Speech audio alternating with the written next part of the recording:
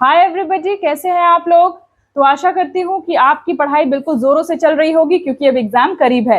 तो हम पढ़ रहे थे द फैक्ट्रीज एक्ट और आज हम शुरू करने वाले हैं फैक्ट्रीज एक्ट को सेक्शन 71 से। सेक्शन 70 तक हमने पहले ही पढ़ लिया है। जिन्होंने नहीं देखा है बेटा प्लेलिस्ट में जाकर देख लीजिए, क्योंकि पिछला सेशन जब क्लियर होगा तभी आपको आगे की चीजें बहुत अच्छे से समझ में आ पाएंगी। ठीक है, तो चलिए शुरू करते हैं सेक्शन 71 से। अभी क्या पढ़ रहे थे हम, वर्किंग आवर ऑफ चिल्ड्रन, मतलब चिल्ड्रन बेसिकली नहीं बट एडोलेसेंट। ठीक है, तो यंग पीपल के वर्किंग आवर के बारे में पढ़ रहे थे। तो सेक्शन 70 तक हमने पढ़ा था about the certificate of fitness. 69 और 70 में सर्टिफिकेट ऑफ फिटनेस डिस्क्राइब था कि कौन देगा सर्टिफिकेट ऑफ फिटनेस, है ना, कितने कितने दिन तक ये वैलिड होगा, उसके बाद क्या इसका मतलब जो टोकन मिलता है वो टोकन कैसे यूज किया जा सकता है। ये सारी चीजें हम पिछले सेशन में पढ़ चुके हैं। आज हम शुरू करने वाले हैं सेक्शन 71 से, that deals with working hour of children. ठीक है, बच्चों को कितने घंटे तक, मतलब जो यंग पीपल हैं, ठीक है, या फिर जो चिल्ड्रन हैं जो कि एक्सेप्शंस में आते हैं, जो child labour prohibition and regulation act के एक्सेप्शन में आते हैं, वो कितने घंटे तक काम कर सकते हैं। तो इस चीज को यहाँ पे मेंशन किया गया है। तो कहा गया है कि ये जो वर्किंग आवर है बेटा, चिल्ड्रन का जो वर्किंग आवर है वो कितने दिन देर का हो सकता है। तो कह रहा है कि एक दिन में 4.5 आवर से ज्यादा नहीं हो सकता। वर्किंग आवर ऑफ चिल्ड्रन एक दिन में 4.5 आवर से ज्यादा नहीं हो सकता, और नाइट में काम नहीं कर सकते बच्चे। ठीक है, children are not suppose to work at night. रात में इनको काम नहीं करना है, ये यहाँ पे एक्सप्लिसिटली मेंशन किया गया है। ठीक है, अब कहा गया है कि जो भी ऐसे बच्चे हैं जो कि किसी फैक्ट्री में एम्प्लॉयड हैं, ठीक है, इसका ये तो पार्ट 1 था बेटा। इसका जो पार्ट 2 है वो कहता है कि कोई भी ऐसा बच्चा है जो कि किसी फैक्ट्री में एम्प्लॉयड है, ठीक है, तो जो मैक्सिमम स्प्रेड होता है, जो मैक्सिमम स्प्रेड है, ठीक है, वो कितना हो सकता है, वो हो सकता है 5 आवर्स, यानी कि ब्रेक मिला करके 5 घंटे से ज्यादा का स्प्रेड नहीं हो सकता। और इस प्रोविजन को हमने child labour prohibition and regulation act में भी पढ़ा है। ठीक है, तो जिन्होंने भी वो वाला सेशन देखा है उनको ये बहुत आसान लग रहा होगा, क्योंकि वही सारे प्रोविजन रिपीट हो रहे हैं बेटा। ठीक है, उसी सारे प्रोविजन को यहाँ पे सेकेंड टाइम मेंशन किया गया है। ठीक है, अब चलिए, और एक और चीज यहाँ पे क्या कहा गया है, कहा गया है भाई कि अगर कोई एक बच्चा है, ठीक है, अगर वो किसी एक फैक्ट्री में काम कर रहा है तो वो डबल 2 फैक्ट्री में एक साथ काम नहीं कर सकता है, क्योंकि एक लिमिट दी गई है 5 आवर। तो ऐसा नहीं करना है कि भाई 5 आवर हम यहाँ काम कर लिए और उसके बाद सिर्फ अगला जो 5 आवर है वो हम किसी और फैक्ट्री में, किसी और इंडस्ट्री में जाके काम कर रहे हैं। तो ऐसा नहीं करना है, यानी कि जो ओवरलैपिंग ऑफ वर्क है, सॉरी, जो डबल करना है वर्क को, जो रिपीट है, रिपीटेड वर्क जो है, ठीक है, रिपीटेड वर्क है, मतलब in different factories, repeated work in different factories, ये चीज यहाँ आपको नहीं करनी है। यानी कि ये कोई भी बच्चा है तो उसको अलाउड नहीं है, मतलब उसके गार्डियन, उसके पेरेंट्स उसको अलाउ नहीं करने चाहिए। ठीक है, चलिए, और क्या है, एक लास्ट इसका प्रोविजन क्या है, कहा गया है कि no female child, no female child, no female child, इनको 8 AM से लेके 7 PM के बीच ही काम करना है।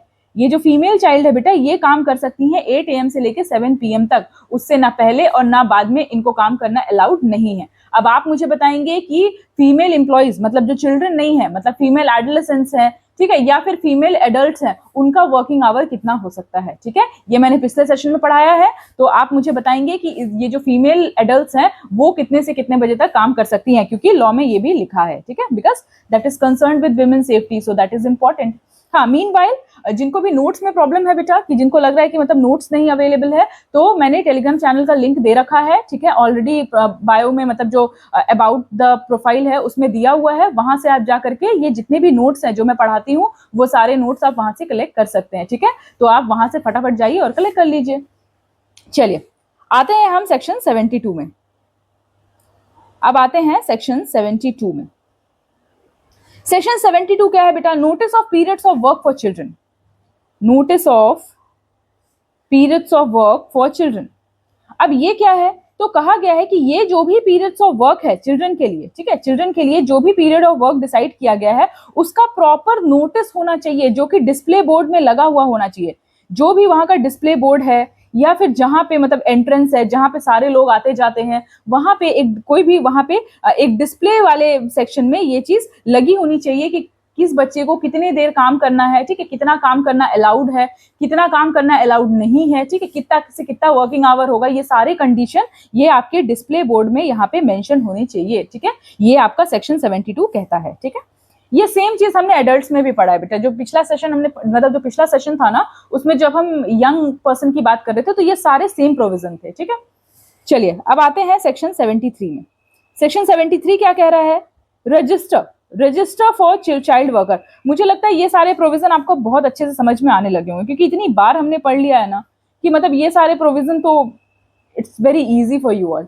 तो रजिस्टर ऑफ चाइल्ड वर्कर्स, जो चाइल्ड वर्कर है बेटा उनके लिए एक रजिस्टर मेंटेन करना है, जो कि समय समय पर अगर चाहे तो इंस्पेक्टर जो है, जो भी वहां के जो चीफ इंस्पेक्टर हैं या जो भी कोई और इंस्पेक्टर है, तो वो इसको देख सकते हैं कि भाई यहाँ पे प्रॉपर्ली रजिस्टर मेंटेन किया जा रहा है कि नहीं। मतलब एक रजिस्टर देखने से ही उनको समझ में आ जाए कि हाँ भाई यहाँ पे प्रॉपर्ली सारी चीजें, सारे काम हो रहे हैं, ठीक है।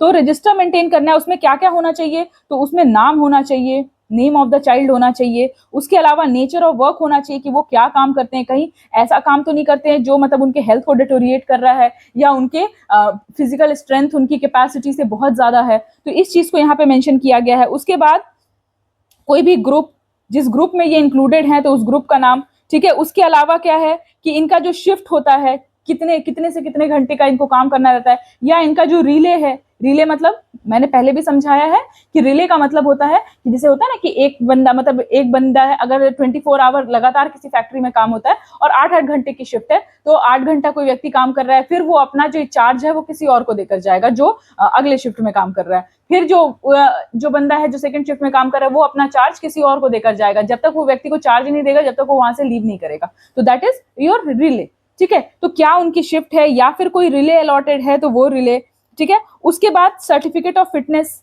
इनको ग्रांट हुआ है कि नहीं सर्टिफिकेट ऑफ फिटनेस, क्योंकि सर्टिफिकेट ऑफ फिटनेस के बिना ये कैसे काम करेंगे। तो सर्टिफिकेट ऑफ फिटनेस जो है वो ग्रांट हुआ है कि नहीं हुआ है अंडर सेक्शन 69, ये सारा कुछ आपको रजिस्टर में मेंटेन करना पड़ेगा। और अगर ये सारी बातें मेंटेन्ड नहीं होती हैं तो no child is allowed to work, no child is allowed to work if his her name is not in the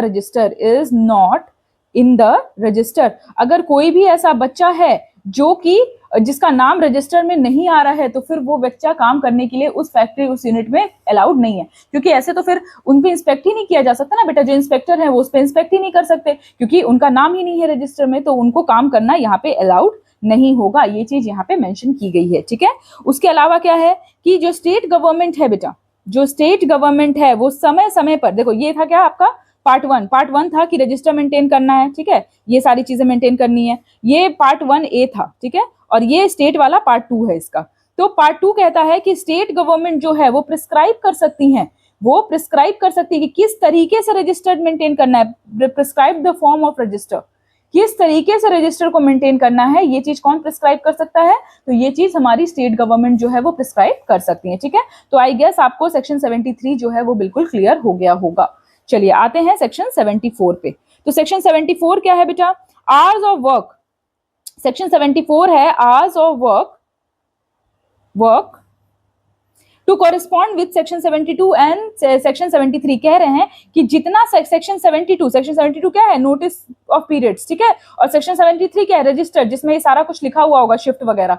तो इससे ज्यादा किसी को भी काम नहीं करना है। सेक्शन 74 कहता है कि जितना जितना आपके रजिस्टर में या जितना आपके नोटिस में मेंशन किया गया है आपको उतना ही काम करना है, उससे ज्यादा आपको काम नहीं करना है, ठीक है। ये चीज यहाँ पे मेंशन की गई है। अब आते हैं हम सेक्शन 75 पे। अब सेक्शन 75 क्या कहता है? सेक्शन 75 कहता है power to require medical examination, power to require medical examination. अब ये क्या है भाई? तो अगर देखो कहीं पे अगर बहुत सारे बच्चे इंप्लॉयड हैं, ठीक है, बहुत सारे बच्चे हैं वहां पे, तो अगर कहीं पे बच्चे इंप्लॉयड हैं तो अगर वहां के इंस्पेक्टर को ये लगता है, जो इंस्पेक्टर साहब है बेटा, उनको ये लगता है कि भाई यहाँ पे जो बच्चे हैं वो पता नहीं माल न्यूट्रिशन है, या फिर हो सकता है इनका सर्टिफिकेट जो है वो एक्सपायर होने वाला है, या whatever may be the reason, अगर उनको लगता है कि ये जो बच्चे हैं ये without the certificate of fitness हैं, these kids are without the certificate of fitness. जो सर्टिफिकेट ऑफ फिटनेस की हमने बात की थी सेक्शन 69 और 70 में, वो सर्टिफिकेट ऑफ फिटनेस इनके पास नहीं है, अगर उनको ऐसा लगता है, या फिर उनको लगता है कि अब ये no longer fit to work, मतलब सर्टिफिकेट ऑफ फिटनेस तो है इनके पास लेकिन अब ये फिट नहीं है, मतलब काम करते करते अब इनका जो है हेल्थ जो है वो बहुत डिटोरिएट हो गया है, तो उस केस में वो चाहे तो मेडिकल एग्जामिनेशन करा सकते हैं बेटा। नोटिस दे सकते हैं वहां के मैनेजर को। नोटिस देंगे किसको भाई? तो मैनेजर को देंगे। किस लिए देंगे? ताकि मेडिकल एग्जामिनेशन को कराया जा सके, मेडिकल एग्जामिनेशन को कराया जा सके, इसके लिए ये नोटिस दे सकते हैं। आई गेस ये आपको बहुत अच्छे से क्लियर हो गया होगा। ठीक है बेटा, तो ये था आपका सेक्शन 75 की। अगर लगता है, जो इंस्पेक्टर है उनको लगता है कि भाई मेडिकल एग्जामिनेशन कराना चाहिए, तो वो ये भी करवा सकते हैं। ठीक है, चलिए अब आते हैं सेक्शन 76 में। अब सेक्शन 76 क्या है बेटा? तो सेक्शन 76 है पावर टू मेक रूल्स। अब आप मुझे बताइए कि किसको पावर हो सकता है? पावर टू मेक रूल्स किसे हो सकता है रूल्स बनाने का पावर? तो वेरी वेरी करेक्ट, ये है स्टेट गवर्नमेंट को। स्टेट गवर्नमेंट को पावर है बेटा कि वो रूल्स को बना सकती है। तो अगर स्टेट गवर्नमेंट को लगता है कि भाई कुछ एडिशनल रूल बनाने चाहिए, किससे रिलेटेड? तो regarding prescribing the forms of certificate of fitness. ठीक है, अगर उनको लगता है कि भाई हमको जो सर्टिफिकेट ऑफ फिटनेस है उसका एक प्रॉपर फॉर्मेट होना चाहिए, ठीक है, तो वो चाहे तो ये चीज को मैंडेटरी करा सकते हैं कि भाई इस तरह का सर्टिफिकेट ऑफ फिटनेस आपको बनाना है। तो ये चीज किसके पास है ये पावर? तो ये पावर है बेटा स्टेट गवर्नमेंट के पास। ठीक है, उसके अलावा और क्या कर सकते हैं ये? तो ये रूल बना सकते हैं किससे related? Prescribing the physical standards, कि क्या क्या फिजिकल स्टैंडर्ड्स होने चाहिए, इस चीज को भी मेंशन करके कि भाई क्या क्या फिजिकल स्टैंडर्ड के बेसिस पे जज करना चाहिए कि बच्चा काम कर सकता है कि नहीं कर सकता है, इस चीज को भी स्टेट गवर्नमेंट चाहे तो मेंशन कर सकती है। ठीक है, उसके बाद और क्या रूल्स बना सकते हैं? तो for regulating the procedure of certifying surgeons. Certifying surgeon कौन होंगे और उनको कैसे अपॉइंट किया जाएगा, ठीक है, वो किस तरह से काम करेंगे, ये सारी चीजें भी स्टेट गवर्नमेंट चाहे तो वहां पे मेंशन कर सकते हैं। ये सब पावर है बेटा स्टेट गवर्नमेंट के पास। ठीक है, चलिए अब आते हैं सेक्शन 77 पे। सेक्शन 77 क्या कहता है? certain other provision of law not barred। अब यहाँ पे इसका मतलब क्या है? इसका मतलब है कि ये जो एक्ट है बेटा, फैक्ट्रीज एक्ट, जो खासकर बच्चों वाला सेक्शन है, वो बच्चों वाला सेक्शन जो है वो एक जनरलाइज तरीके से बनाई गई है, क्योंकि ये जो लेजिस्लेशन है ये चाइल्ड सेंट्रिक नहीं है, मतलब स्पेसिफिकली चाइल्ड के लिए नहीं बनी हुई है, बस इसका एक सेक्शन है जो कि चाइल्ड को डेडिकेट किया गया है। ठीक है, तो इसमें कह रहा है कि जो एम्प्लॉयमेंट ऑफ चिल्ड्रन एक्ट है जो पहले था, ठीक है, अब वो क्या हो गया है? Child labour prohibition and regulation act. तो उससे मतलब कि कोई भी ऐसा प्रोविजन जो कि उस एक्ट से ऑपोजिट जा रहा है तो उसको फॉलो नहीं किया जाएगा। क्यों? क्योंकि जो child labour prohibition and regulation act है ना बेटा, वो बेसिकली बनाया ही इसीलिए गया है, वो इसलिए ही बनाया गया है ताकि जो चाइल्ड का जो इंटरेस्ट है उसको प्रिजर्व किया जा सके। ठीक है, तो इसके प्रोविजंस दिए हुए हैं। अगर ये चाइल्ड के बेनिफिट में काम कर रहे हैं, वेल एंड गुड, लेकिन अगर कुछ ऐसा है जो कि जैसे कि अभी क्या इसमें लिखा है, एम्प्लॉयमेंट ऑफ चिल्ड्रन एक्ट 1938, अब उसको हटा दिया गया, उसकी जगह पे क्या आ गया? Child labour prohibition and regulation act आ गया। तो अब वो जब एक्ट आया तो कहीं ना कहीं जो आने वाली प्रॉब्लम्स थी, जो मॉडर्न प्रॉब्लम्स हैं, ठीक है, तो उससे रिलेटेड उन्होंने प्रोविजन बने हुए हैं। तो अगर कोई ऐसा प्रोविजन है जो कि बच्चे को बेहतर समझ पा रहा है, उनके लिए बेहतर प्रोविजन ला पा रहा है, तो उसको हम फॉलो करेंगे। ठीक है, तो कह रहा है कि जो दूसरे प्रोविजन है लॉ के, वो इस एक्ट के कारण बार्ड नहीं है, मतलब इसका जो ओवरराइडिंग इफेक्ट है वो यहाँ पे मेंशन नहीं किया गया है। ठीक है, चलिए यहां तक मुझे नहीं लगता है कि आपको कोई डाउट होगा। ठीक है, तो अगर कोई डाउट है बेटा तो आप फीडबैक सेक्शन में मुझसे बिल्कुल कनेक्ट कर सकते हैं। ठीक है, मैं कोशिश करती हूँ हमेशा ही, जो बच्चे कनेक्ट करते हैं उनको पता होगा कि मैं कोशिश करती हूँ कि जल्द से जल्द आपको रिप्लाई दिया जा सके। ठीक है, ताकि आपकी क्वेरीज जो है वो बिल्कुल फटाफट से पूरी हो जाए, मतलब क्लियर हो जाए। ठीक है, चलिए आते हैं हम अब अगले चैप्टर में। चैप्टर 7 हमारा खत्म हो गया है, ये है बेटा चैप्टर 8। आई ट्राई, मतलब मैं पूरी कोशिश कर रही हूँ कि आपका कल तक ये फैक्ट्रीज एक्ट खत्म हो जाए। ठीक है, मतलब आज और कल में ये फैक्ट्रीज एक्ट आपका खत्म हो जाए और हम दूसरे लेजिस्लेशन पे आ सकें। ठीक है, क्योंकि मेरा भी टारगेट था कि 3 तारीख तक विल बी फिनिशिंग, और I will be glad to tell you this that ये 3 तारीख को will be completing 1 month connecting with you. हमारा पूरा 1 महीना हो जाएगा। तो that was a very beautiful journey. आप लोग बहुत लोगों से बहुत कुछ ऐसे जानने का, आप लोगों से कनेक्ट करने का मौका मिला है हमें, एंड वी विल होप कि ये मौका हमें और मिलता रहे, हम आपकी हेल्प करते रहें तब तक जब तक आप एक ऑफिसर ना बन जाएं। तो चलिए शुरू करते हैं अब चैप्टर 8। चैप्टर 8 क्या है बेटा? Chapter 8 is annual leave with wages. ठीक है, इसके लिए हमने एक और लेजिस्लेशन पढ़ा था बेटा, जिसका नाम है the payment of wages act. ठीक है, तो एनुअल लीव विथ वेजेस। अब जो हमने वेजेस एक्ट पढ़ा था, तो वेजेस एक्ट में ये चीज और ज्यादा अच्छे से मेंशन की हुई थी, जिन्होंने नहीं पढ़ा इसीलिए बेटा मैं एक सीक्वेंस में पढ़ा रही हूँ, ठीक है। जो लेजिस्लेशन ज्यादा जरूरी, मतलब जो आपको आगे के लेजिस्लेशन समझने में इंपॉर्टेंट है, उसको मैं पहले पढ़ाती हूँ, फिर मैं बाद में पढ़ाती हूँ। तो आप मतलब कोशिश करिए, मतलब ऐसे तो इट्स योर डिस्क्रिप्शन कि आपको कैसे पढ़ना है, लेकिन कोशिश करिए कि जिस सीक्वेंस में पढ़ाया गया है ना, उस सीक्वेंस में आप पढ़िए। तो इससे क्या है कि जो पूरा बेनिफिट है, जो मतलब जो अंडरस्टैंडिंग है, वो आपको प्रॉपर होगी, ठीक है। आप क्या करते हैं ना, मोस्टली क्या करते हैं कि हमको लगता है अरे ये वाला एक्ट इंपॉर्टेंट है तो चलो ये वाला पढ़ लेते हैं, पर कहीं ना कहीं ऑल, क्यों कह रहा है पूरा लेबर लॉ, क्योंकि all the labour laws are somehow interconnected. और उसको तभी समझ में आएगा, जैसे कि मैंने अभी तक पीएफ नहीं पढ़ा है आपको, ठीक है, क्योंकि पीएफ जब तक मैं ऐसा इंश्योरेंस के कुछ टॉपिक्स और पीएफ को साथ में नहीं लेकर चलूंगी ना, जब तक वो समझने में थोड़ी प्रॉब्लम होगी, ठीक है। तो इसीलिए है कि थोड़ा सा जो पैटर्न में मैं पढ़ा रही हूँ वैसा आप फॉलो करने की अगर कोशिश करेंगे तो that will be more beneficial for understanding. चलिए आते हैं हम चैप्टर 8 में, that is annual leave with wages. अब इसमें क्या है, तो चलिए आते हैं सेक्शन 78। सेक्शन 78 से ये शुरू हो रहा है, that is application of the chapter.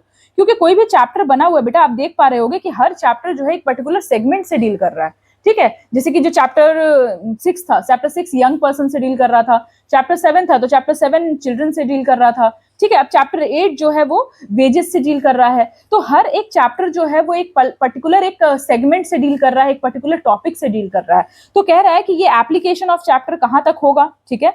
तो कह रहा है कि ये जो प्रोविजन है, ठीक है, ये किसी भी कोई भी बेनिफिशियरी प्रोविजन को हिंडर नहीं करता है, ठीक है। अगर कोई ऑलरेडी कोई प्रोविजन एग्जिस्ट कर रहा है जो कि एक एम्प्लॉय को, एक वर्कर को ज्यादा बेनिफिट कर रहा है, तो उस प्रोविजन को आप मानिए, मतलब कि anything which is more beneficial for the employees that will be in force, ठीक है। कोई भी लेजिस्लेशन जो कि ज्यादा बेनिफिशियल है, ठीक है। अब और क्या कह रहा है कि ये जितने भी प्रोविजन है ये अप्लाई नहीं करेंगे, किस पे अप्लाई नहीं करेंगे, चलिए देखते हैं। तो शैल नॉट अप्लाई, किस पे भाई, किस पे अप्लाई नहीं करेंगे, तो कह रहा है कि ये अप्लाई नहीं करेंगे किसी रेलवे एडमिनिस्ट्रेशन पे, ठीक है, रेलवे पे, या फिर कोई भी ऐसा सेगमेंट जो कि सेंट्रल गवर्नमेंट से रूल हो रहा है, ठीक है, क्योंकि उनके अलग रूल्स रेगुलेशन बने हुए हैं, ठीक है। सेंट्रल एम्प्लॉइज जो है उनके अलग रूल्स रेगुलेशन बने हैं। तो ऐसा कोई भी जो सेक्शन है वो अप्लाई नहीं होगा किस पे भाई, तो रेलवेज पे, या कोई भी ऐसा सेक्टर जो कि सेंट्रल गवर्नमेंट के रूल्स रेगुलेशन से फॉलो होता है, ठीक है। चलिए अब आते हैं हम सेक्शन 79 में। सेक्शन 79 कहता है एनुअल लीव विद वेजेस। कितने ऐसे लीव हैं जिसको विथ वेजेस आपको कवर करने पड़ेंगे, what is the quantum of leave जो कि वेजेस के साथ आपको मिलने चाहिए, what is the annual leave with wages. तो कह रहा है कि जो आपको मिनिमम एक काम करना होता है वो करना होता है लगभग 240 डेज, ठीक है, 240 डेज। ये बेटा बेयर एक्ट में मेंशन है 240 डेज। अगर इसमें कुछ भी इंप्रूवमेंट होता है, कुछ भी चेंजेस होता है, तो जो भी रिसेंट अपडेट होगा वो एक बार आप देख लीजिएगा, ठीक है। जो बेयर एक्ट में मेंशन है वो है आपका 240 डेज। तो कह रहा है कि 240 डेज का जो टेनर है वो आपको कंप्लीट करना पड़ेगा किसी कैलेंडर ईयर में, ठीक है। तभी आप मतलब ये इतना तो काम आपको करना ही पड़ेगा, तभी आप इंटाइटल्ड होंगे एनुअल लीव विद वेजेस से। अगर उससे कम काम कर रहे हो तो जाहिर सी बात है आपकी सैलरी कटेगी, आपका पेमेंट कटेगा, ठीक है।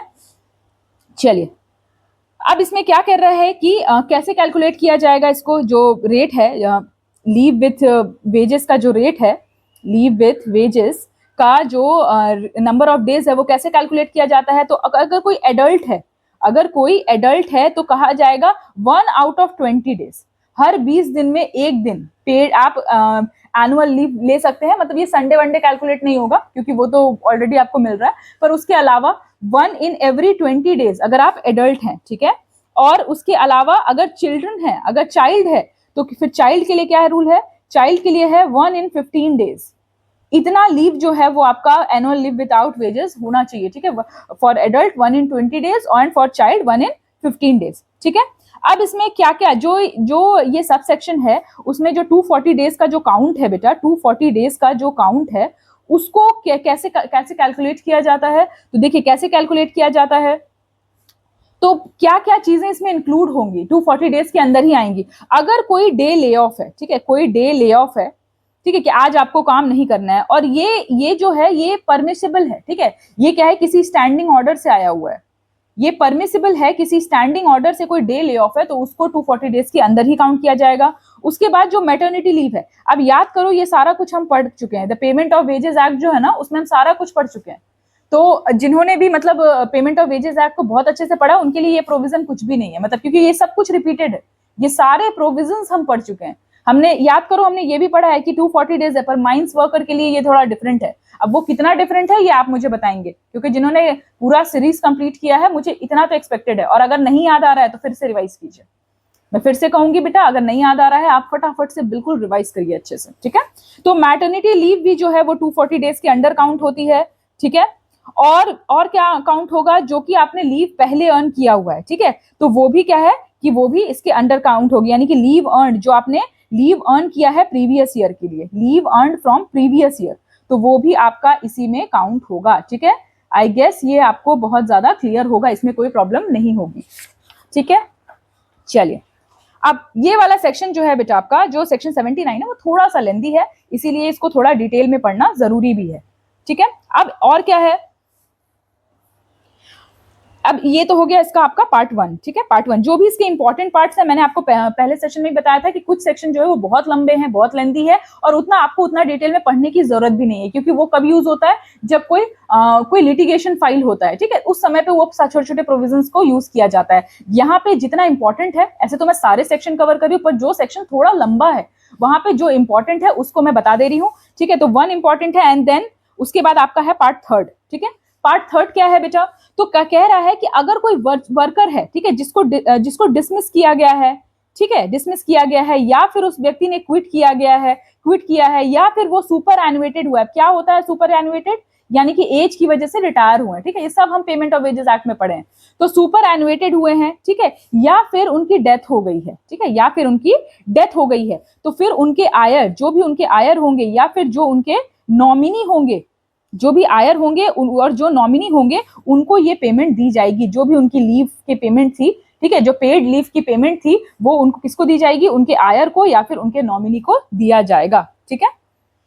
क्लियर है, ठीक है। अब कहा जा रहा है कि अगर कोई व्यक्ति है जो कि बहुत रेगुलर है, मतलब होता है ना, कोई कहीं पे आप काम करते हो तो देखते हो कुछ लोग ऐसे होते हैं जो बहुत रेगुलर होते हैं, छुट्टी नहीं लेते बिल्कुल भी, मतलब काम के प्रति बहुत ज्यादा डेडिकेटेड होते हैं, ठीक है। तो अगर कोई ऐसा बंदा है जिसने कि पूरे साल में छुट्टी नहीं ली है, या फिर ली है पर जितनी छुट्टी उसको अलॉट की गई थी उतनी छुट्टी नहीं ली है, तो उसमें क्या होगा कि जितने भी लीव हैं जो कि बचे हुए हैं, जो लीव बचे हुए हैं, ठीक है, वो कहां हो जाएंगे, वो ऐड हो जाएंगे, जो सक्सीडिंग ईयर होगा उसमें ऐड हो जाएंगे, ठीक है, सक्सीडिंग ईयर में ऐड हो जाएंगे। तो कुछ लोग इसको ऐड करते हैं, कुछ लोग इसका पेमेंट दे देते हैं, ठीक है, दोनों चीजें हो सकती है, या तो ऐड हो जाती है या तो उसका पेमेंट मिल जाता है, ठीक है। नहीं तो अगर ऐसा होगा कि बिल्कुल ना ऐड होगा ना पेमेंट मिलेगा, तो फिर क्या लोग सोचेंगे कि अरे चलो हम लोग फालतू की छुट्टी ले लेते हैं, सब एक साथ ही छुट्टी पे चले जाएंगे। तो इसीलिए यहाँ पे कहा गया है कि जो भी लीव आपका बच जाता है, तो वहां पे वो सारे लीव्स जो है आपके अगले साल में जो आपका सक्सीडिंग ईयर होगा उसमें या तो ऐड हो जाएंगे, या तो फिर आपको उसका जो पेमेंट है जिस हिसाब से किया जा रहा है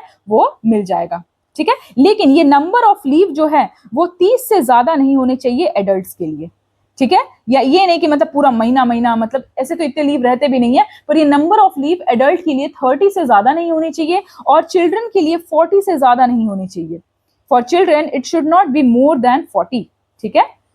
चलिए, अब इसका जो पार्ट 6 है, पार्ट 6 क्या कहता है, पार्ट 6 कहता है कि कोई भी व्यक्ति है जो कि छुट्टी लेना चाहता है तो उसको राइटिंग में देना पड़ेगा, ठीक है। कोई भी इंसान है जो छुट्टी लेना चाहता है, लंबा मतलब थोड़ा लॉन्ग छुट्टी लेना चाहता है, उसको राइटिंग में देना पड़ेगा। किसको भाई, मैनेजर को देना पड़ेगा। लगभग 15 दिन पहले, 15 डेज, 15 दिन पहले, 15 डेज बिफोर देना पड़ेगा, ठीक है, ठीक है। तो 15 डेज बिफोर उनको ये ये एप्लीकेशन देनी पड़ेगी अगर वो कोई भी लीव को लेना चाहते हैं तो, ठीक है। अब इसमें एक छोटा सा प्रोविजियो है बेटा, अगर कोई बंदा जो है वो पब्लिक यूटिलिटी सर्विस में काम करता है। अब ये पब्लिक यूटिलिटी सर्विस क्या होता है, तो मैम आप पूछोगे मैम ये पब्लिक यूटिलिटी सर्विस क्या होता है, तो बेटा यही तो कारण है कि मैंने इंडस्ट्रियल डिस्प्यूट एक्ट को पहले पढ़ाया है, क्योंकि इंडस्ट्रियल डिस्प्यूट एक्ट में एक पर्टिकुलर शेड्यूल है जो कि पब्लिक यूटिलिटी से डील करता है, ठीक है। जिन्होंने भी अच्छे से पढ़ा है इंडस्ट्रियल डिस्प्यूट एक्ट उनको ये पता होगा कि उसका जो शेड्यूल है वो डील करता है पब्लिक यूटिलिटी सर्विस की, कौन कौन से सर्विस जो है वो पब्लिक यूटिलिटी सर्विस में आते हैं।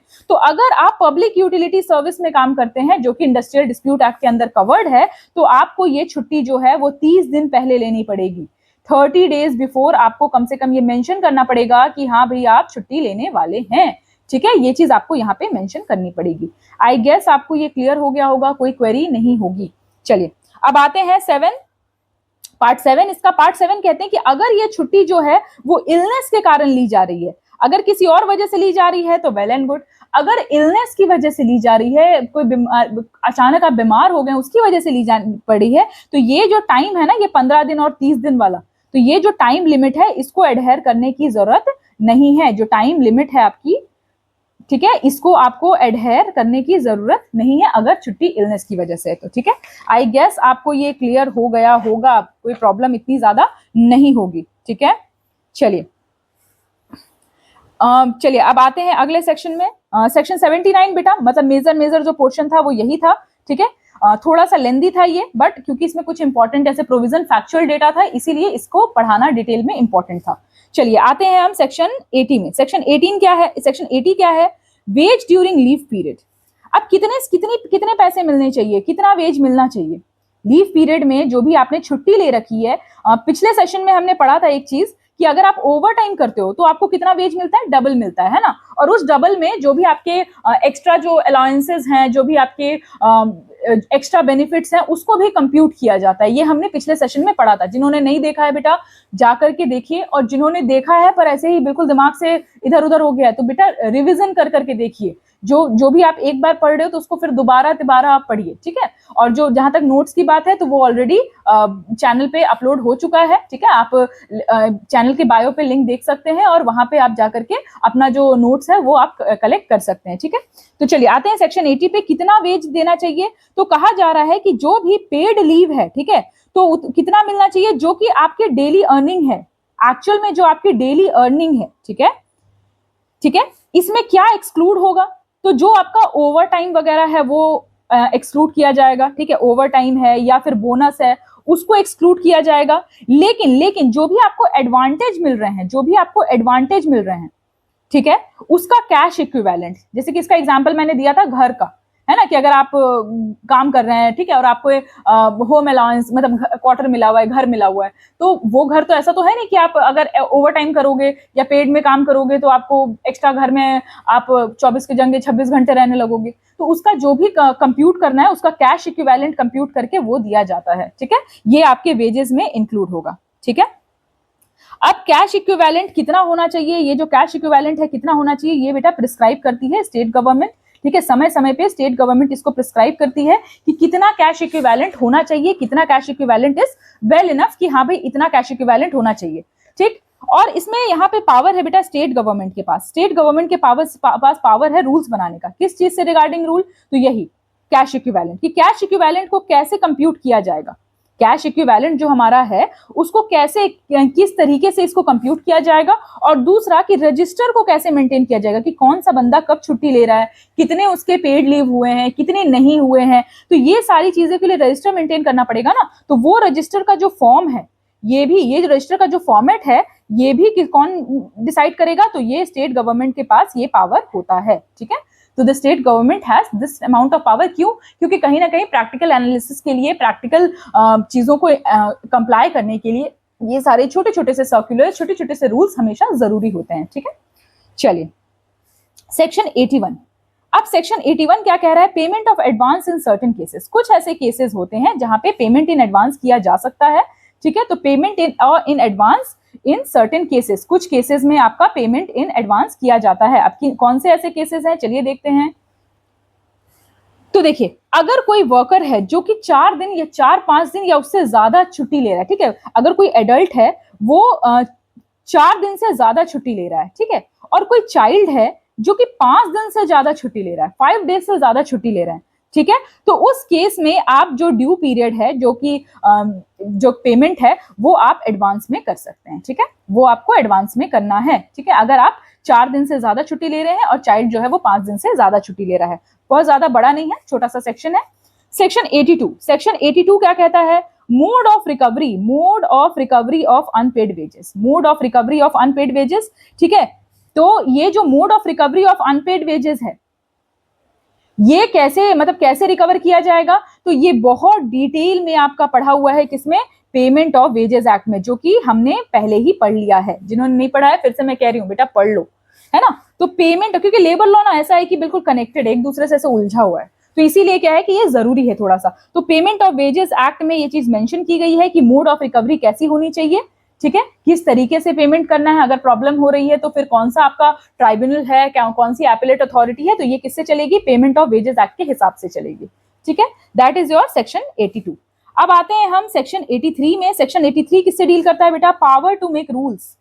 सेक्शन 83 डील करता है power to make rules, rules बनाने के क्या क्या पावर्स हैं। तो कह रहा है कि जो स्टेट गवर्नमेंट है किसके पास है पावर, तो ये चीज आप बिल्कुल बिल्कुल रेडी रहिए, मतलब कि ये सारे जो पावर्स दिए गए हैं ना बेटा, क्योंकि फैक्ट्रीज वगैरह किसके पर्व्यू में आती है, स्टेट लिस्ट के पर्व्यू में आती है, तो ये पावर भी किसको दिए गए हैं, स्टेट गवर्नमेंट के पास दिए गए हैं, कि स्टेट गवर्नमेंट के पास ये पावर है कि वो डायरेक्ट कर सकती है कि भाई मैनेजर्स को रजिस्टर्स मेंटेन करने हैं ना, मैनेजर्स को क्या करने हैं, रजिस्टर्स मेंटेन करने हैं, उसके बाद इंस्पेक्टर उसको एग्जामिन करेंगे, ये सारे जितने भी रूल्स हैं इसको बनाने का पावर किसके पास है, तो स्टेट गवर्नमेंट के पास है, ठीक है। Is it clear? चलिए आते हैं section 84। Section 84 is power to exempt. Power to exempt, तो बताओ मुझे किसके पास होगा पावर एग्जेम्प्ट करने का, तो जाहिर सी बात है ये भी पावर किसके पास होगा, स्टेट गवर्नमेंट के पास होगा। तो स्टेट गवर्नमेंट को अगर लगता है कि भाई ये जो पर्टिकुलर यूनिट है, ये जो पर्टिकुलर इंडस्ट्री है, उसको इतने सारे कंप्लायंसेस करने की जरूरत नहीं है क्योंकि इससे किसी का नुकसान नहीं हो रहा है, ठीक है, और कुछ भी ऐसा लेस फेवरेबल नहीं हो रहा है, तो वो चाहें तो वो क्या कर सकते हैं बेटा, एग्जेम्प्ट कर सकते हैं कुछ प्रोविजन से। लेकिन वो एग्जेम्प्ट कैसा होना चाहिए, राइटिंग में होना चाहिए, रिटन ऑर्डर में होना चाहिए, ओरल कुछ भी नहीं चलता है, ठीक है। प्रॉपर रीजन के साथ रिटन ऑर्डर में होना चाहिए कि भाई ये जो पर्टिकुलर नेचर ऑफ फैक्ट्री है, ये इंडस्ट्री है, ये मतलब इतना ज्यादा इसमें कंप्लाई करने की जरूरत नहीं है, और इसीलिए यहाँ पे इनके पास पावर टू एग्जेम्प्ट है, ठीक है, in certain conditions. Is it clear to everybody? ये चैप्टर बेटा हमारा जो चैप्टर 8 था ये यहाँ पे खत्म होता है, ठीक है। चैप्टर 9 से हम अगले सेशन में शुरू करेंगे, chapter 9 that is special provisions. Total 120 sections हैं जिसमें कि हमने 84 तक कवर कर लिया, एक बहुत लंबे बहुत दूर तक हम आ चुके हैं। It will hardly take 2 more sessions, तो मैं कोशिश करूंगी कि एक आज और एक कल, तो कल इसको मैं पूरा मतलब खत्म कर दूं। मीनवाइल अगर आपको लगता है बेटा कि आपको कोई और टॉपिक है जो कि पहले पढ़ना है, ठीक है, जैसे कि आप लोगों ने कहा कि मैम हमें पहले बाकी सब्जेक्ट्स नहीं, पहले हमें लेबर लॉ कंप्लीट करना है, तो बेटा बिल्कुल मैं पहले लेबर लॉ ही कंप्लीट करा रही हूँ, ठीक है। PYQs तो हम वीकेंड में करेंगे। अगर आपको भी कुछ फीडबैक देना है, कुछ सजेशन देना है, या as a token of appreciation आप हमसे कुछ कहना चाहते हैं, तो बिल्कुल हमें फीडबैक सेक्शन में आप मेंशन कर सकते हैं, ठीक है। तो मिलते हैं फिर अगले सेशन में। पढ़ते रहिए, बहुत अच्छे से मन लगा करके प्रॉपर रिवाइज करिए, और जब हम PYQs, मैं सोच रही हूँ कि अब अगला PYQ लेबर लॉ का लाऊं, तो जब हम PYQs लेकर आएंगे ना बेटा लेबर लॉ का, तब आपको ये रियलाइज होगा कि आपने जो इतनी लंबी तपस्या 1 महीने मेरे साथ की है ना, वो तपस्या आपकी ऐसी होगी कि आपको PYQs जो है वो बिल्कुल ऐसे चुटकियों में लगेंगे, ठीक है। तो चलिए मिलते हैं अगले सेशन में, टिल देन बाय बाय।